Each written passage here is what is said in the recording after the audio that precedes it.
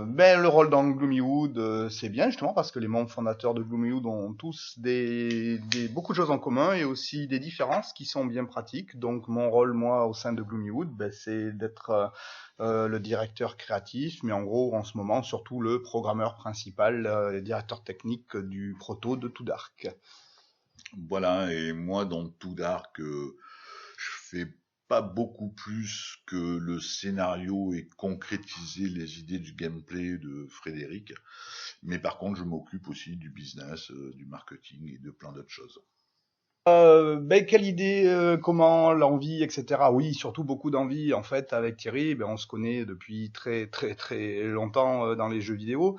À l'époque, on n'était pas beaucoup, donc on pouvait se croiser. Mais c'est surtout ces dernières années, avec tout ce que fait Thierry pour les EIGD, et où je me suis retrouvé à chaque fois à son cycle de conférences, et qu'on s'est retrouvés, qu'on parlait des jeux qu'on faisait maintenant, des jeux qu'on faisait avant, et de l'idée d'un jeu que j'avais pour faire maintenant. Et puis on s'est retrouvé effectivement sur surtout une grosse passion et des grosses envies de refaire un studio, je dis quelque part un peu à l'ancienne, dans son esprit, dans sa façon de voir les choses. Par contre, autant tout dark et rétro, et on revendique beaucoup de rétro team, rétro look, rétro gameplay, mais en fait, on n'a quand même pas, à nous quatre, les membres fondateurs, 100 ans d'expérience pour rien. Donc en fait, tout utilise des technos relativement modernes. Le jeu est en fait très moderne. Et en fait, je dérive complètement de la question. On me Oui, pose une bon, allez, question et deuxième je question. réponds à quatre. Hein. Deuxième. Et mais t'as rien dit Le, toi là-dessus. Ouais, t'es non, d'accord. mais je suis d'accord. On D'accord. Bon, s'est il est lancé d'accord. Alors, faut dedans marquer. avec quelle philosophie de faire des jeux qui nous amusent Ah oui, j'ai et oublié, ouais, quelles de dire envies, ça. ouais, de Ouais. faire des jeux qui De se faire plaisir de aussi, se de faire plaisir retrouver en fait l'ambiance, parce qu'on faisait des jeux effectivement à l'époque où on se sur des faisait jeux indés.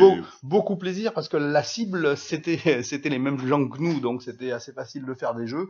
Puis on se dit que quand on regarde le marché qu'il y a, les core gamers, etc., on s'aperçoit qu'il y en a quand même beaucoup qui sont comme nous, encore ou à nouveau, et que voilà, c'est le bon moment pour faire ce qu'on est en train de faire, on pense. Bien, Je ton but, s'amuser. commence. Alors, on le Vas-y. refait à l'envers. D'abord, c'est son système de jeu, parce que en fait, tout est basé sur ça. Puisque Frédéric est venu me voir avec une idée bien précise en tête, puisqu'il s'agit de sauver des petits-enfants dans divers repères de serial killers.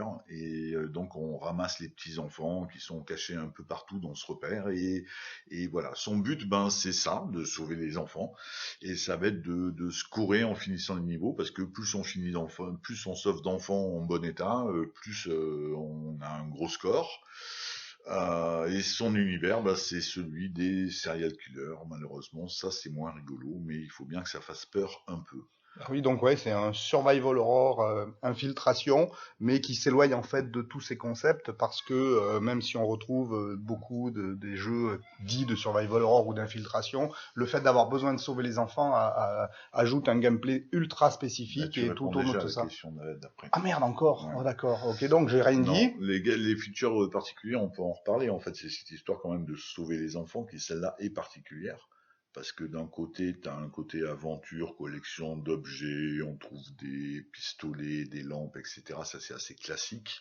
Oui, Par contre, la gestion des gamins, voilà, tu parlais de niveau, parce qu'effectivement, c'est un jeu d'aventure avec une histoire, un début et une fin, et les 10 serial killers qu'on va rencontrer, à chaque fois, en fait, sont prétexte à offrir un niveau, parce que c'est leur environnement à chaque fois, ou leur maison, ou leur grotte, et donc c'est un jeu d'aventure, mais avec des niveaux rejouables. et il a dit 10 pour rigoler parce qu'il n'en sait rien. Oui, non, parce que la semaine dernière, c'était 8, la semaine d'avant, c'était 12, hier, ça devait être 11. Alors j'ai peur que Frédéric soit engouffré dans la voie du survival horror depuis un certain temps, même s'il n'en a pas fait beaucoup.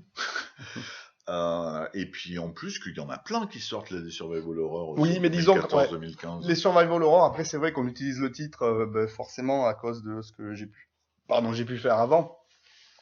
Mais il y en a beaucoup quand même qui sortent, mais ils continuent en fait, c'est comme s'il y avait vraiment eu un genre très très déterminé et que du coup, les gens essayent de respecter certaines choses. Donc là, on revendique un survival horror en gros pour faire un jeu qui fait peur, mais on va beaucoup s'éloigner on va dire, des survival horror classiques, même si on peut dire que l'on a donné la voix à ce genre de jeu-là. Moi, je pensais surtout à l'ambiance et surtout à une question d'ambiance. Donc, on va quand même un peu casser le moule.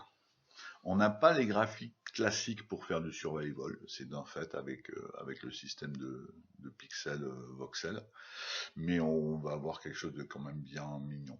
Mais justement, parce que dans les survival horror, maintenant, on va de plus en plus vers une sorte de photoréalisme bien gore, avec des monstres bien dégueux. Mais en fait, je trouve que plus on est ultra réaliste sur ce genre de bestiole, ben, c'est pas forcément ce qui fait vraiment peur. Donc du coup, là, le parti pris, c'est aussi de oser avoir quelque chose qui fait très très peur dans sa suggestion et avec un décalage graphique important. Mais en général, dès qu'on fait appel à l'imagination, notre tête est bien meilleure que beaucoup d'images pour se faire peur.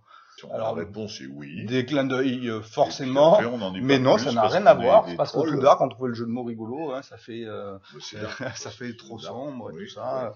Donc oui, bien sûr, pour faire penser à Alone, forcément, il y a un petit clin d'œil là, mais il y aura des clins d'œil dans le jeu, ouais. Frédéric, c'est farceur, donc des clins d'œil, il y en aura forcément. Déjà, c'est pas des voxels, c'est des pixels.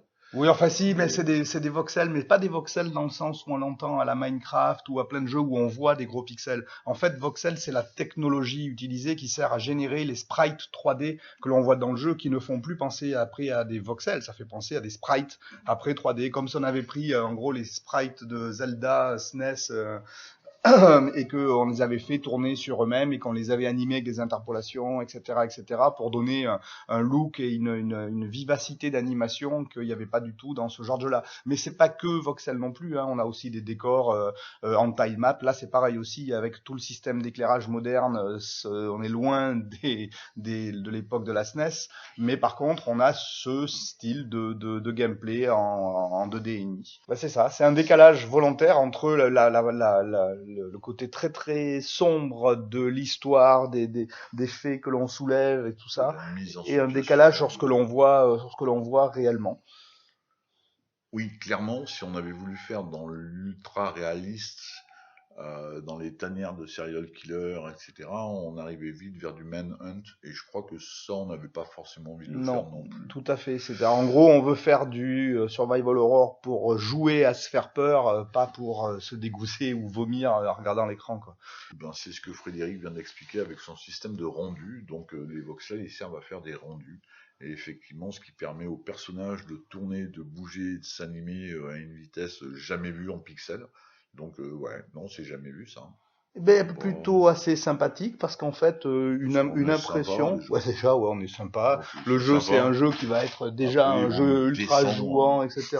Non, les réactions sont plutôt bonnes par rapport en fait à notre démarche, parce que on voit que on a beaucoup parlé de mobile et de free to play ces dernières années, mais c'est pas uniquement t'as pas coupé le micro en rebranchant ça aussi là et que merde, voilà, ça me perturbait dans ce que je disais.